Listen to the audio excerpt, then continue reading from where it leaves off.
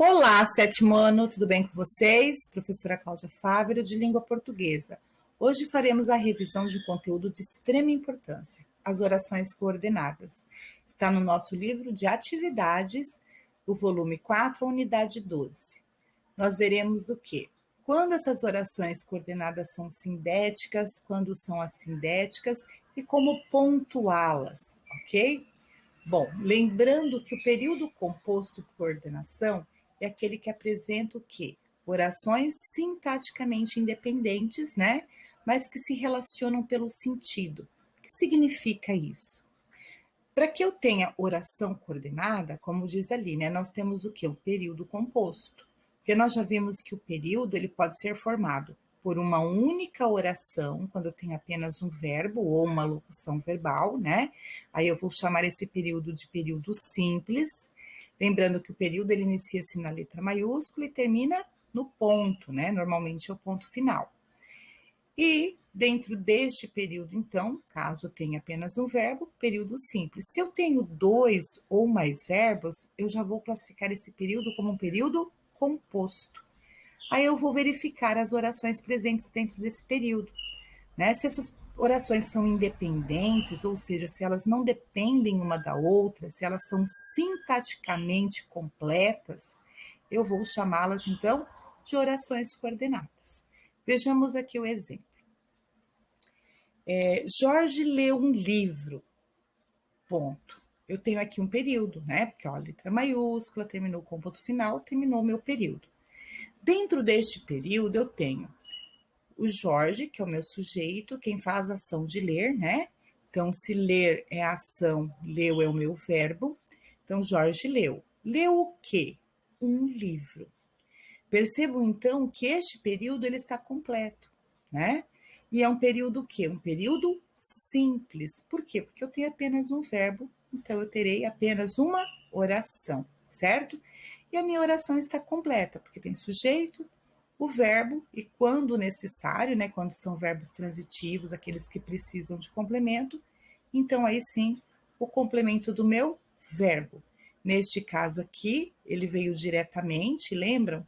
Né, completando o verbo sem a preposição. Então, o nome desse complemento verbal é um objeto direto. Então, eu percebo, né, que a oração está completa. Aqui, Jorge gostou do livro. Tem uma outra ideia, né? Quem é o sujeito é Jorge, o verbo é gostou, e gostou de quê? Do livro. Então, este é o complemento do meu verbo, né? Do livro, completa o verbo gostou. E esse complemento vem com preposição, que é o do, de mais o, certo? Então, eu tenho aqui um complemento verbal com preposição. Então, eu vou chamá-lo de objeto indireto. Eu tenho novamente um período simples, né? Completinho, sujeito, verbo e complemento. Agora, se eu quisesse unir esses dois períodos simples, eu consigo? Sim, eu consigo, né? Como ficaria? Jorge leu um livro e gostou. Então, percebam que eu consegui unir as duas ideias para que não houvesse a repetição, né? Do Jorge e do livro, porque não é necessário, certo? Então, ficaria apenas Jorge leu um livro e gostou. Nós sabemos que gostou do quê? De ler o livro e quem que gostou? O Jorge, certo? Neste caso aqui, eu tenho um novo período, né? Ó, letra maiúscula, ponto final. Mas, dentro deste período, agora eu tenho dois verbos, certo? Quais são eles? O leu e o gostou. Então, eu vou classificá-lo como período composto, né? Ele é composto por duas orações. Se eu separo as duas orações, elas têm um sentido completo? Ou seja, elas são sintaticamente independentes? Sim. Por quê? Jorge lê um livro, todos entendem. Se eu falar gostou, também entende, né? Porque gostou do quê? Do livro. Nós não repetimos, né? Mas ela está ali, digamos, subentendida. A gente já sabe, nós só não fizemos a repetição dos termos, nós já sabemos quais são eles. Então, eu vou dizer que essas orações, elas são sintaticamente independentes, ok? São orações completas. Mesmo que eu tivesse um sujeito oculto, mas eu tenho o sujeito. Se eu dissesse ler um livro e gostou, quem lê um livro? Ele, é o meu sujeito oculto. Acontece de termos esse tipo de sujeito, não é mesmo? A oração continuaria sendo independente. Então, eu vou dizer o quê? Que eu tenho um período composto, né? Como tem orações independentes, ele é um período composto por coordenação, tá? Se ele é um período composto por coordenação, eu tenho orações coordenadas, correto?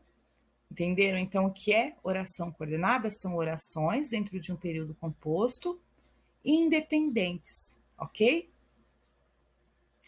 Bom, quando nós temos, né, as orações coordenadas, normalmente elas são ligadas por conjunções, porque nós acabamos de falar que nós vamos ligar duas ideias, né, dentro de um mesmo período, e elas mantêm o quê? Uma relação de sentido. Quando eu disse Jorge comprou um livro, Jorge leu o livro, não, Jorge leu o livro, né, não comprou, primeiro ele comprou, mas essa ideia nós não trabalhamos com ela. Jorge leu o livro. Ótimo. Jorge gostou do livro. Eu percebo que essas duas ideias, elas estão o quê? Se opondo, elas estão se somando, elas estão se uma explica a outra. Qual é a relação de sentido entre uma ideia e outra? Bom, primeiro ele leu, depois ele gostou. Então eu percebo que eu somei as duas ideias, correto? Então qual a conjunção que nós deveríamos usar para indicar justamente o que? Essa relação de soma, de adição, de continuidade. As conjunções aditivas, né? Coordenadas aditivas. Como nós temos aqui, ó. As aditivas, elas exprimem então essa relação de soma, de adição, de continuidade com a oração anterior. Quais são as principais conjunções que nós usamos para demonstrar então essa soma, para exprimir essa relação? O e, o nem, que é igual e não, né? O não só e o mas também. Correto? São as principais. No exemplo anterior, nós usamos o e, certo? Então, nós indicamos essa relação de soma entre uma oração e outra. Agora, se nós tivéssemos uma ideia oposta, né? Suponhamos que ele leu o livro e não gostou. Então, diríamos ali que é soma? Não. Provavelmente, né, a gente afirmaria o quê? Que essa ideia se opõe. Então, qual a conjunção mais indicada para que nós possamos mostrar essa ideia, né, de ideia oposta? O mas, né? Quantas vezes a gente quer alguma coisa, tudo bem, mas você fala, já vem algo para opor aquilo que estava tudo certinho, né? Então, nós vamos usar o mas, podemos usar o porém, o contudo, o todavia, o entretanto e no entanto. Todas essas conjunções vão mostrar o quê? Uma adversidade, uma ideia oposta, uma oposição, um contraste. Eu disse nas aulas anteriores, né, sobre os times de futebol. Quando eles têm uma partida marcada, são dois, um está de um lado, o outro está do lado oposto. Eles vão, ali no caso, competir. Então, eles são adversários, né? A nossa conjunção adversativa também vai mostrar lados opostos, lados, né, que se contraem. Então, veja um exemplo aqui. Correu muito, porém, não chegou na hora certa. O que nós percebemos? Poxa, se correu tanto, era para ter dado tempo, né? Mas algo se opôs, não deu certo. Então, nós usamos ali a conjunção porém, ok? Dentro de um texto, se você vai mostrar várias ideias, né, que precisem exprimir essa ideia de oposição ali, procure não usar sempre a mesma conjunção. Nós temos ali, ó, várias, né? Então, se eu já usei o mas, utilizo o porém, todavia, né? Entretanto, no entanto, e todas elas ali para que não haja, então, muita repetição, ok? Agora, se caso entre uma oração e outra, né, desse meu período composto, eu precisar demonstrar uma ideia de alternância, de opção ou até mesmo exclusão, quais as conjunções mais indicadas? O ou, acho que é uma das mais utilizadas, né? Ou você estuda, ou você reprova. Ou seja, você tem a opção, estudar ou reprovar. Então, a conjunção que eu utilizei, né, para unir essas duas orações, essas duas ideias de estudar e reprovar, foi a conjunção ou.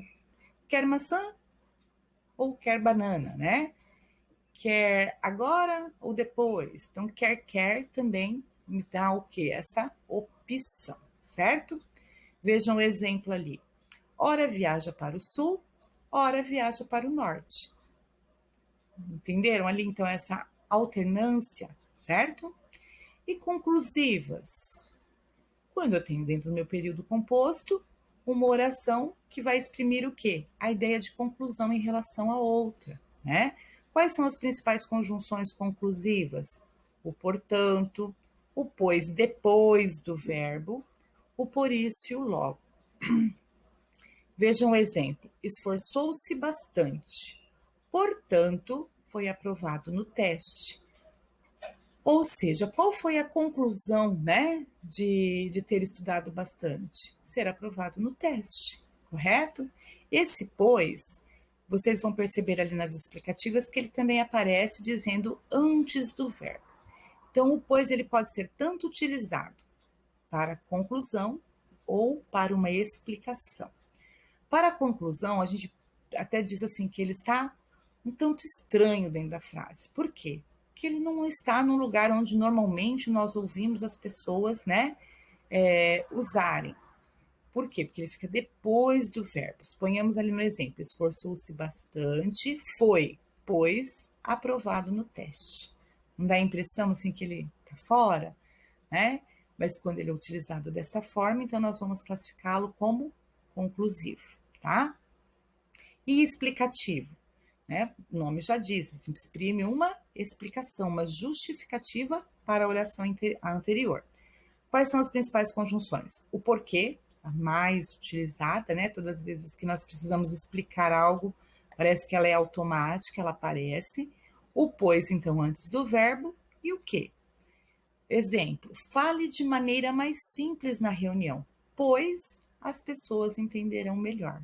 Percebem que ele está antes do verbo, ó, entenderão, e ele apareceu antes, tá? Então, ele aqui nesse caso é uma conjunção explicativa, ok? Bom, eu sempre falo que as conjunções explicativas são apenas 5, né? Elas enchem as nossas mãos. Opa, aqui é a minha mão, né? Quais são elas?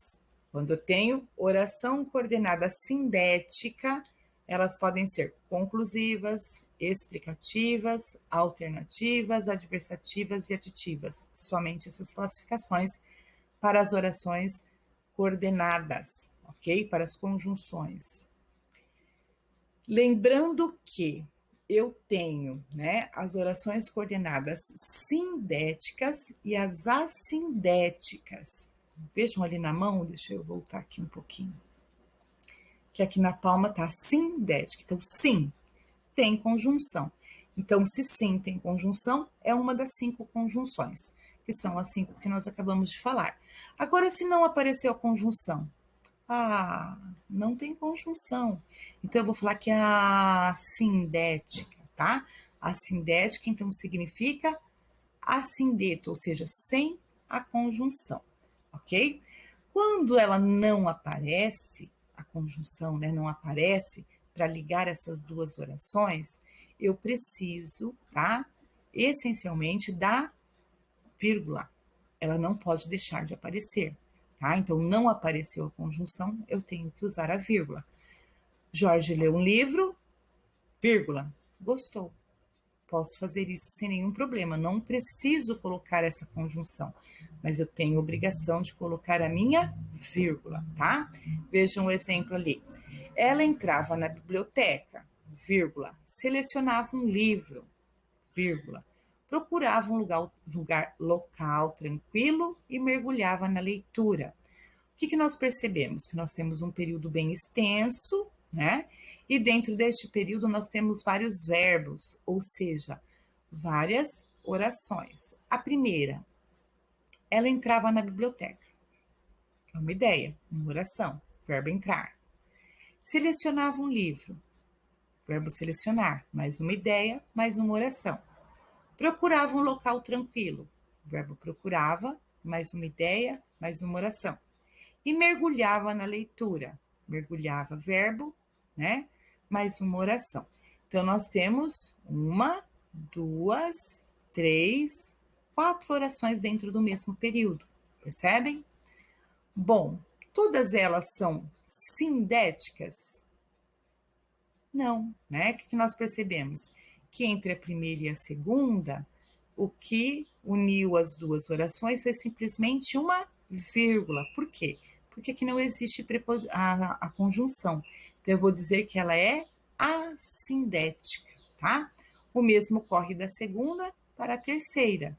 Né? Selecionou um livro e procurava um local tranquilo, mas não tem o E, então eu utilizei a vírgula. E aí, então, né, da penúltima para a última, foi utilizada a conjunção E. Não seria legal também eu colocar né? Então, eu posso optar por simplesmente utilizar a vírgula, ok? Então, a sindética, sindética, sindética. E aqui eu tenho uma sindética. Por quê? Porque aqui na última apareceu a conjunção E, certo? Bom, então, sempre que não usarmos né, o sindeto, ou seja, conjunção, nós vamos utilizar a vírgula. E nas orações coordenadas sindéticas, ou seja, quando aparece essa vírgula, o que nós devemos fazer? Nós devemos lembrar que elas também são separadas por vírgula, tá? Mas ali antes do E não tem a vírgula. Calma. Antes da maioria das conjunções, né, com exceção do E, nós vamos utilizar a vírgula. Ah, é conjunção alternativa, vírgula. Ah, é conjunção explicativa, vírgula. Ah, é conjunção conclusiva, vírgula. Qualquer uma vai aceitar a vírgula, tá? Vejam aqui o exemplo. Ela saiu tarde de casa, vírgula, mas chegou antes do previsto, tá? Então, eu utilizo também a vírgula antes, né, das conjunções. Aqui nós temos uma adversativa. O que nós devemos observar com bastante, né, cautela, é em relação à conjunção e. Percebam que aqui não apareceu vírgula, né? E aí, quando que eu posso, então, utilizar a vírgula antes do e? Vamos ver primeiro onde nós não podemos, tá? Nós não podemos, então, utilizar a vírgula antes dessa conjunção e quando ela ligar orações com sujeitos iguais. Por isso que nós aprendemos sujeitos antes de aprendermos, né, os períodos compostos. Por quê? Para podermos, então, agora usarmos a pontuação, a vírgula adequada. Então, se eu tenho sujeitos iguais, não posso usar a vírgula. No exemplo que nós vimos ali no início, é sempre o mesmo sujeito, né? Ó, ela entrava na biblioteca. Quem que entrava? Ela. É o meu sujeito, é ela. Selecionava um livro. Quem que selecionava um livro? Ela. É o mesmo sujeito. Procurava um local tranquilo. Quem procurava um local tranquilo? Ela. É o mesmo sujeito. Mergulhava na leitura. Quem que mergulhava? Também ela. Então, eu utilizei o e sem a vírgula, por quê? Porque é o mesmo sujeito das orações anteriores. Então, eu não posso utilizar essa vírgula, tá bem? Porque nós temos um outro exemplo. Nós devolvemos o carro e caminhamos a pé até o trabalho. Percebam que tem o e que ele não está com a vírgula. Por quê? Quem caminhamos a pé até o trabalho? Nós. E fomos nós também que devolvemos o carro. Então, eu tenho o mesmo sujeito na primeira e na segunda, então eu não posso utilizar a vírgula, tá? As orações coordenadas aditivas, ligadas pela conjunção e, com sujeitos distintos, ou seja, diferentes, né? Aí sim, devem ser separadas por vírgula. Eu temperei o churrasco e meus amigos assaram. Quem assou? Foram os amigos, não foi eu. Eu temperei, eles assaram. Então eu percebo que eu tenho sujeitos diferentes. Neste caso, eu utilizo a vírgula, correto? São separados também por vírgulas orações coordenadas aditivas ligadas pela conjunção e, repetida diversas vezes. Ana foi à feira, vírgula, e passou no mercado, vírgula, e deu um pulo na padaria, vírgula, e deu as compras, e deixou as compras em casa. Percebam que houve a repetição do e, né? Proposicional. Pro, foi de propósito, né? Então, o que acontece ali nesse caso? Eu preciso usar a vírgula, tá? Eu poderia simplesmente pôr a vírgula sem o e. Eu usei o e, mesmo sendo o mesmo sujeito, mas ela vai se repetir, olhem só, né? 1, 2, 3 vezes, aí eu devo, então, utilizar a vírgula, correto? Bom, estudem bastante, tá? Façam as atividades com bastante atenção. Até uma próxima. Tudo de melhor para vocês. Beijo, beijo. Tchau, tchau.